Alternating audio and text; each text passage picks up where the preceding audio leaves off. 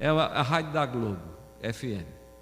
E aí o pessoal passando mensagem para lá, dizendo, está chovendo do Bom Retiro. Aí o outro dizia, está chovendo aqui, está chovendo ali. Aquela alegria tão grande, eu fui transportado para o Nordeste do país, do Brasil, aonde a alegria é tão grande, dizer, fulano, está chovendo aqui em Cuité. Aí o outro, isso é na Paraíba. Aí o outro, gente, está chovendo aqui em Serra Talhada, que maravilha.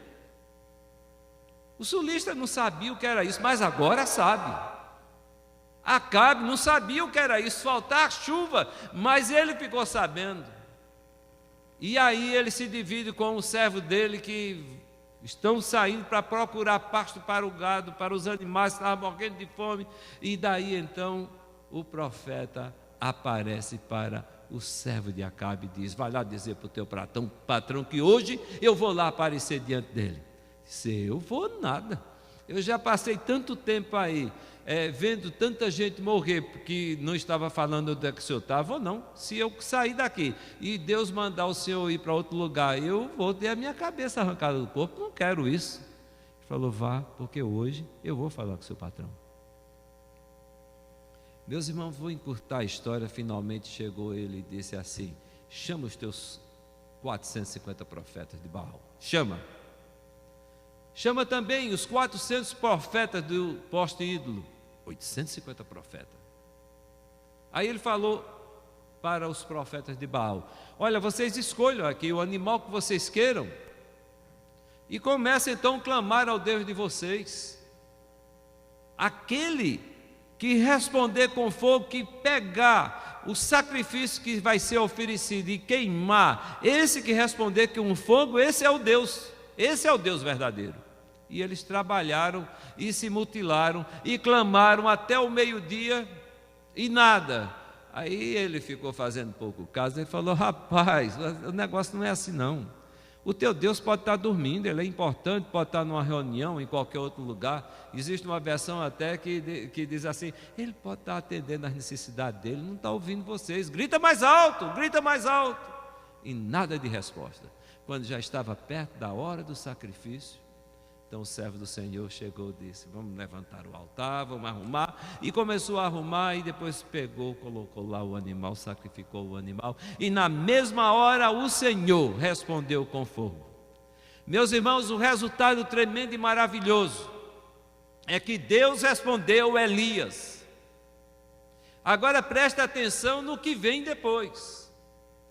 Ele mata 850 profetas. Dizem que ele matou 450, não, ele matou 850, porque foram 450 profetas de Baal e 400 de poste ídolo, ou então do rei, eu até anotei aqui como é o nome do rei, Aserá,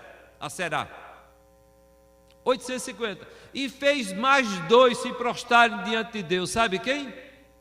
O rei Acabe e a própria esposa, que era uma tremenda maligna. Reconheceram que só o Senhor é Deus. Irmãos, isso era agora para Elias chegar e começar a andar todo garboso, né? Ele fala, olha, resposta de oração aqui só com o papai. Eu sou bom. 850 clamaram e não aconteceu nada, mas quando eu orei ao Senhor, aí a resposta veio. Olha, orgulho espiritual. Não foi bem assim com ele.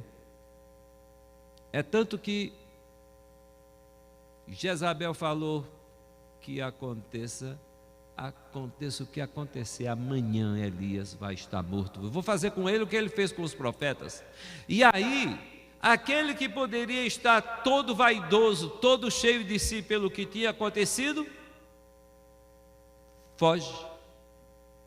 Aquele que viu Deus operar maravilhas, foge, fica com medo, e ele então parte para o deserto, foge da presença do rei de todos, e vai então para debaixo de um pé de gesta, o zimbro, e lá ele se deita.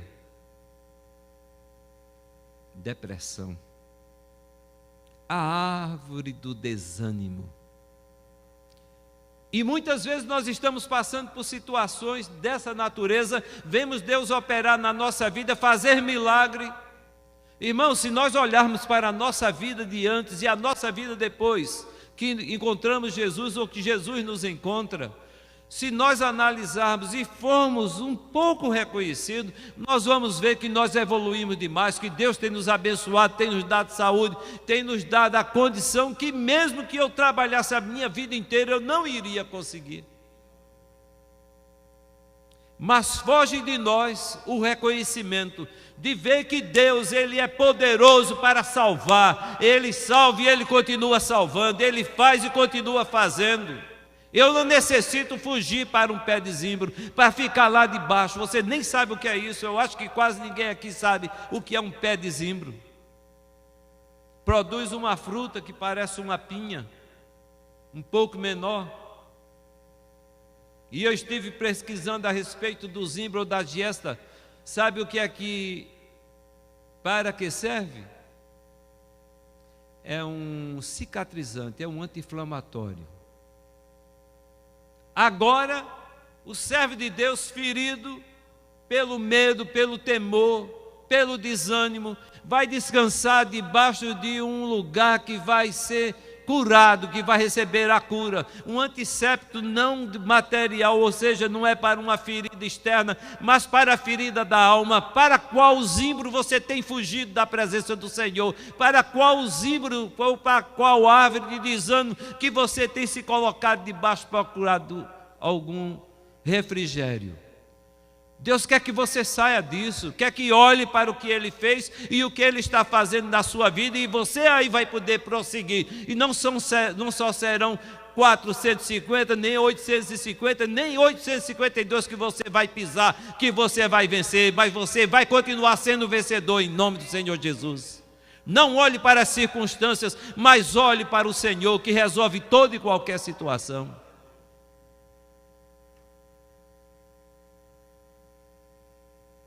A primeira atitude dele foi fugir, quando ele descobriu que a mulher havia ameaçado que iria matá-lo. Segunda atitude foi ficar deprimido, lamentando as dificuldades. E a terceira foi se deitar debaixo de uma árvore e ali dormir. A árvore do desânimo faz o servo de Deus depender cada vez mais do Senhor, de um toque do Senhor, da restauração do Senhor, da cura do Senhor. Permita que o Espírito Santo trabalhe na sua vida, no seu coração agora, e que retire de sua vida todas as sequelas de uma vida que você está levando. Centre Jesus na sua vida e você vai ver que Ele vai trabalhar. O ânimo será injetado e você vai poder se levantar e comer, deitar e restabelecer-se para poder caminhar e cumprir o alvo que Deus tem colocado diante de você. Amém? Terceiro, é a árvore da decepção espiritual. E para isso eu quero trazer uma figura muito conhecida. São 4 capítulos apenas, no livro de Jonas. Você pode ler que você vai descobrir o que eu estou falando aqui. Ele foi comissionado para ir pregar em Nínive, mas ele não foi. Ele foi exatamente na posição contrária. Ele desceu para o navio, pagou a passagem e se deitou e ficou lá dormindo. Irmãos, depois da desobediência, ele é levado para o fundo do mar. Quase que ia a pique o navio que ele se encontrava, e ele disse: pode me jogar no mar que o mar vai se acalmar. Servo de Deus fora da vontade de Deus não só se prejudica, eu falei, não só se prejudica, mas até aqueles que estão no barco afunda com ele também. E aí o que é que acontece? Deus prepara um peixe que espera Jonas bem na horinha. Alguns dizem que é uma baleia, os outros dizem: baleia tem a garganta bem fininha, não dá para passar um nome. Olha, se falasse que Jonas tinha engolido a baleia, eu iria acreditar. Imagine se tivesse a baleia, mas não tem. Deus disse que a palavra de Deus diz que é um grande peixe.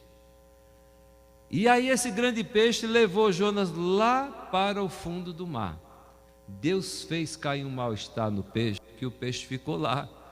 E Jonas esperando. Finalmente, o momento em que Jonas cai em si, ele reconhece que Deus é Deus, e aí ele faz uma oração de lá do fundo do abismo, e Deus ouve a oração de Jonas. Você está no profundo do abismo? Faça uma oração que você vai ter a sua oração respondida. Deus vai responder e vai fazer o peixe vomitar você na praia, para que você possa levar a efeito o plano que Deus tem traçado para a sua vida.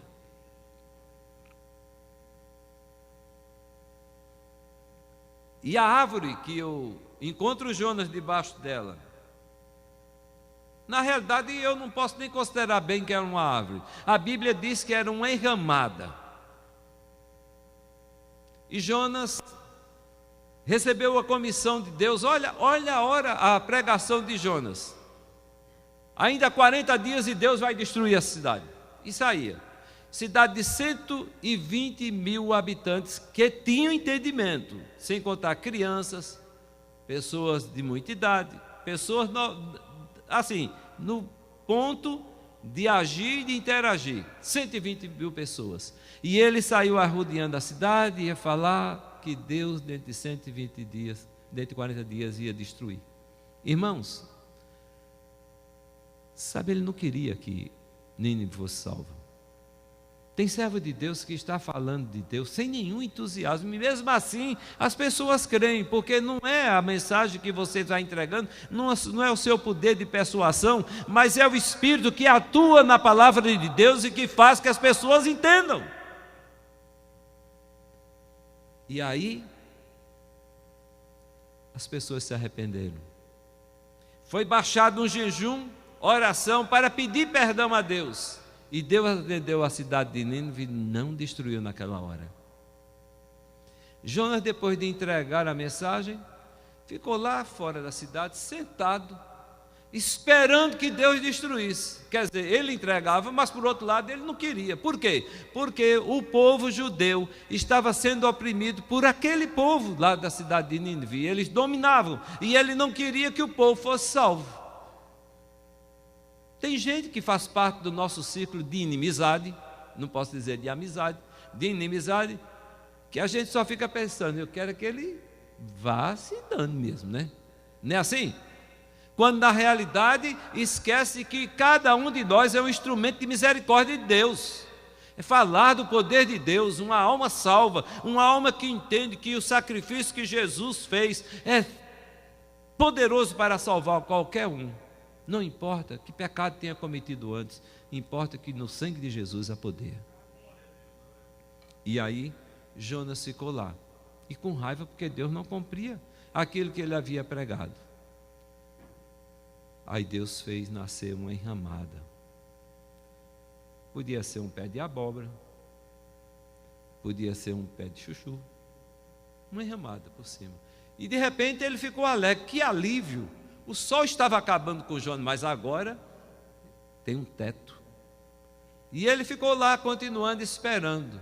Deus enviou um bichinho, comeu a planta, matou.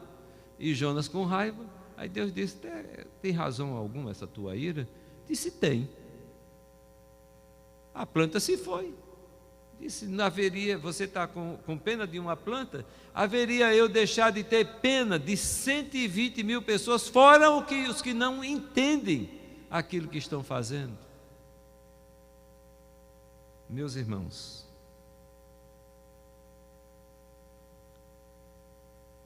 a decepção espiritual rouba a nossa alegria.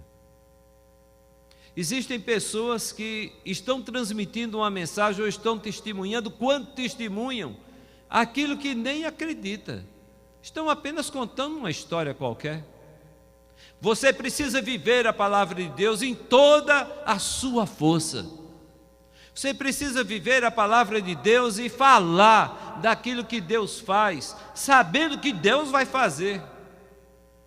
Uma vez cheguei lá na cidade de Guarapuava com a minha esposa e fomos orar por uma mulher que tinha sido pedido por uma pessoa para irmos lá dar extrema-unção. Falei: dona, extrema-unção eu não dou. Eu posso ir lá falar de Jesus para a sua amiga. Se ela aceitar Jesus, então pelo menos ela parte feliz, porque sabe para onde é que ela vai. Então tá bom. Ela não encontrou o padre para fazer extrema-unção. Então tá bom, vamos lá. E eu fui lá com a minha esposa e começamos a falar de Jesus para aquela mulher. Eu fui um Jonas naquele dia. Começando a falar de Jesus para aquela mulher. E sabe o que aconteceu? A mulher estava comendo, o câncer tinha tomado todo o intestino, todo o aparelho digestivo dela, ela comia e passava direto. Era morte certa mesmo, pelo que os médicos diagnósticos tinham sido dado. Irmãos, 2 dias depois nós voltamos lá, não mais pelo pedido da mulher, mas voltamos lá no hospital para ver a mulher, sabendo que provavelmente nós não a encontraríamos viva mais àquela altura. A mulher estava passeando no corredor com uma manga e uma faca na mão, descascando a manga para chupar. Entenda isso. Eu fui orar pela mulher pensando que ela não seria seria a extrema-unção que a outra queria. Pensei que ela poderia partir para a glória. Então, às vezes a gente fala de Jesus, às vezes a gente fala dos milagres de Jesus, às vezes a gente ora por alguém e a gente nem crê que Deus pode fazer. Deus está vivo, irmãos, e atuante no dia de hoje. Ele continua intervindo na nossa vida, para a glória do nome dEle. Em qual árvore você tem procurado se esconder? Na árvore do conhecimento do bem e do mal? Na árvore que é um pé de zimbro, uma giesta? A árvore do desânimo, na árvore da decepção espiritual, quando você nem espera que Deus vai atuar? Jonas disse que era muito melhor morrer, porque ele estava decepcionado, pregava uma mensagem que não queria que acontecesse. Às vezes, essa árvore da decepção espiritual leva o servo de Deus a esquecer que serve um Deus que é rico em misericórdia. Deus disse para Jonas, em Jonas 4:11, Nínive tem mais de 120 mil pessoas que não sabem distinguir entre a mão direita e a esquerda. E além disso, tem muitos rebanhos. Não deveria eu ter pena dessa grande cidade? E para concluir, eu quero falar ainda sobre mais uma árvore, a árvore da revelação. Sobre essa árvore nós encontramos o registro dela em João capítulo 1. Eu quero citar os versículos 48 e 49. Perguntou Natanael: de onde me conheces? Jesus respondeu: eu vi você quando você ainda estava debaixo da árvore, debaixo da figueira, antes de Filipe o chamar. Natanael estava ali debaixo da figueira. Quem sabe ele estava meditando assim, pensando: mas o Messias vai chegar. Eu estou esperando o Messias, um homem com coração íntegro, um homem que esperava, que aguardava a chegada de Jesus. E Filipe, o irmão dele, de repente chega perto dele e diz: olha, nós vimos agora é pouco, um homem chamado Jesus. Não será esse o Messias, aquele que nós estamos aguardando? E aí ele se levanta, sai debaixo da árvore da revelação. Por que eu qualifiquei como árvore da revelação? Porque Jesus viu Natanael lá antes mesmo que Filipe chegasse. Deus está vendo você, mesmo que você nem pense em alguma coisa, mas Ele já sabe o que virá ao seu pensamento. E ele então chega e se aproxima de Jesus, e Jesus revela o que estava acontecendo. Irmãos, é impressionante a reação de Filipe, e ele, naquele momento, ele crê que Jesus realmente é o Messias, porque ele reconhece, pelo fato de Jesus ter falado alguma coisa que ele não sabia, que Jesus tinha o poder de ir lá.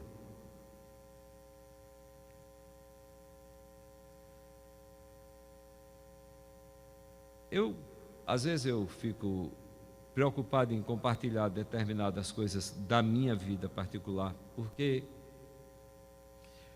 não que eu me preocupe se você vai acreditar ou não vai acreditar, mas eu vivia no mundo. Minha mulher durante anos ia à igreja, orava, reunião de oração, e durante 7 anos e meio foi uma batalha ferrenha para que eu pudesse crer. Eu era filho de pai evangélico, fui criado lendo a Bíblia, cantando hino, fazendo oração. Mas, irmãos, eu enveredei por caminhos que não glorificavam o nome de Deus. Eu enveredei por caminhos aonde reinava o candomblé, o espiritismo de mesa branca, de mesa preta, de mesa vermelha, seja qualquer for a mesa, é tudo uma coisa só. Eu andei por tudo que vocês possam imaginar no reino espiritual, desobedecendo a Deus. Mas as moedinhas do preço do meu pecado, Jesus tinha nas mãos e me deu. E aí, irmãos, uma vez, eu cheguei no retiro espiritual numa igreja presbiteriana em Campina Grande, sem que absolutamente ninguém soubesse da minha vida. Lá estava eu e o pastor, um pastor metodista lá do Rio Grande do Sul. Ele é quem estava ministrando no retiro, e ele começou a falar coisas ao meu coração que ninguém sabia, nem a minha família, nem absolutamente ninguém. Quando terminou, ele disse: agora saia de onde você está e venha aqui à frente, porque eu sei que Deus falou ao seu coração. Lembra daquela frase que eu falei, que as minhas pernas ficaram assim quando eu era menino? Voltou a tremer. Irmãos, e quando eu comecei a dar os primeiros passos, o lugar estava repleto de gente. Ele disse: por favor, abram aqui um corredor, porque o meu servo está vindo aí. E eu vim à frente, vim a Jesus, e a minha vida nunca mais foi a mesma, porque naquele momento eu entendi que Deus estava falando ao meu coração de uma maneira sobrenatural. Eu sabia que era Deus falando pela boca daquele homem. A árvore da revelação, aonde só Deus sabe. Jesus viu Natanael lá debaixo da figueira. Jesus viu você hoje, ontem, a semana inteira, o ano inteiro, a sua vida inteira. Deus tem visto e tem acompanhado. Quando Jesus viu Natanael, disse: eis aí um verdadeiro israelita, aonde não há engano. Eu estou traduzindo com as minhas palavras: aonde não há engano. Se Jesus apontasse o seu dedo agora para você, o que é que ele falaria a respeito de você? Curve a sua cabeça e vamos orar.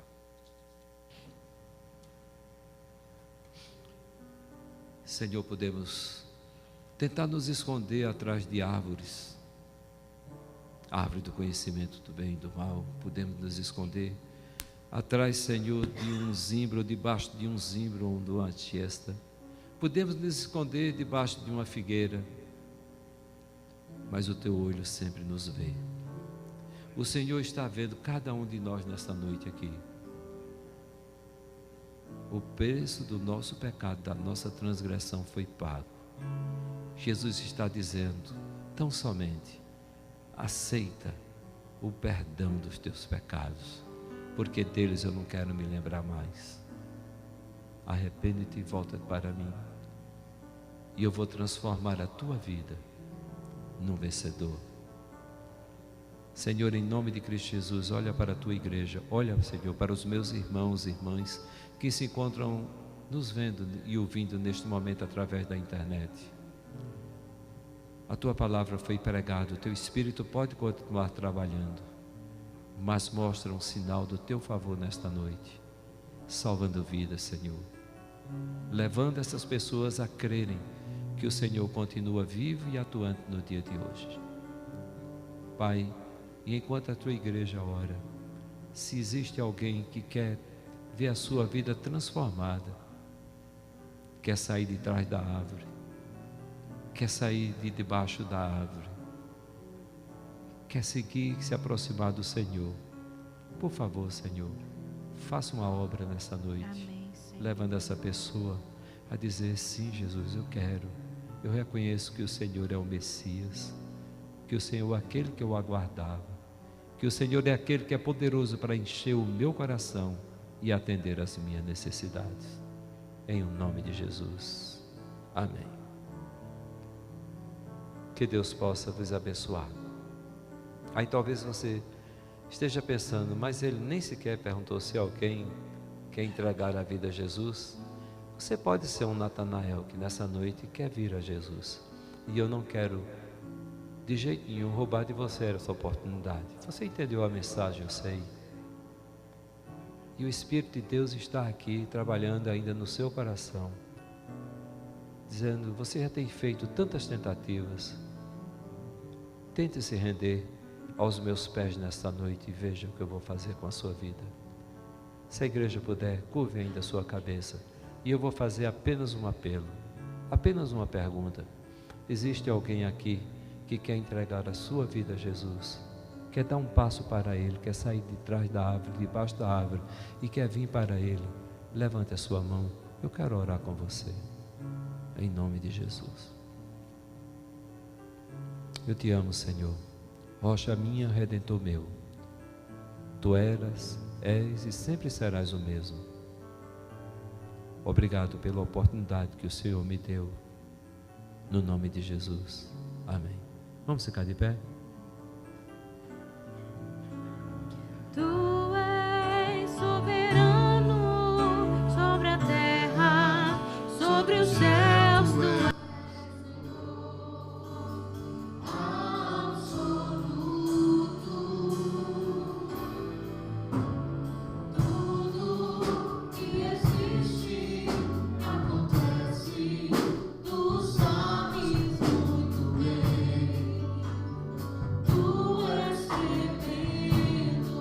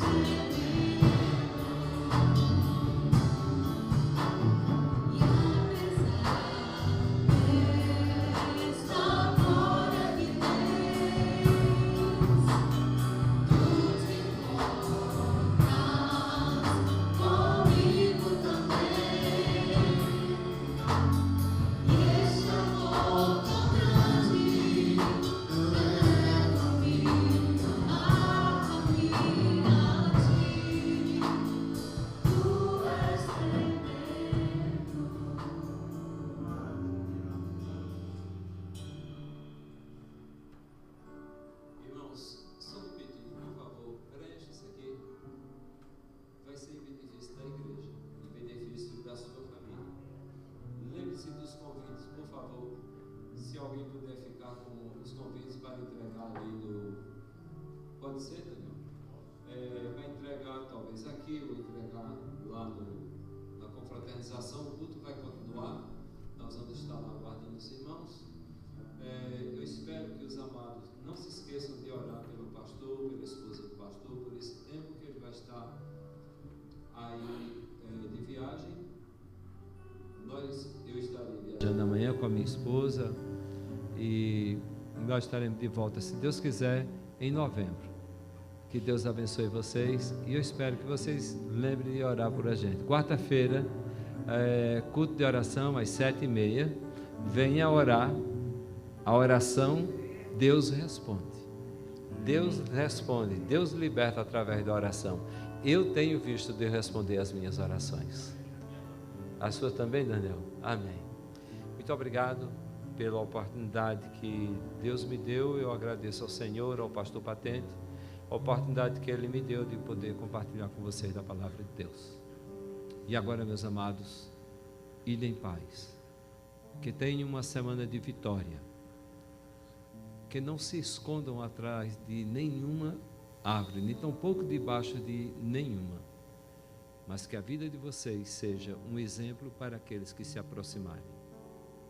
E que a graça do nosso Senhor e Salvador Jesus Cristo, o amor de Deus nosso Pai, a comunhão, a consolação do Espírito Santo de Deus seja sobre vós e sobre todo Israel de Deus em toda a face da terra, hoje e para todo sempre. Amém. Que Deus abençoe.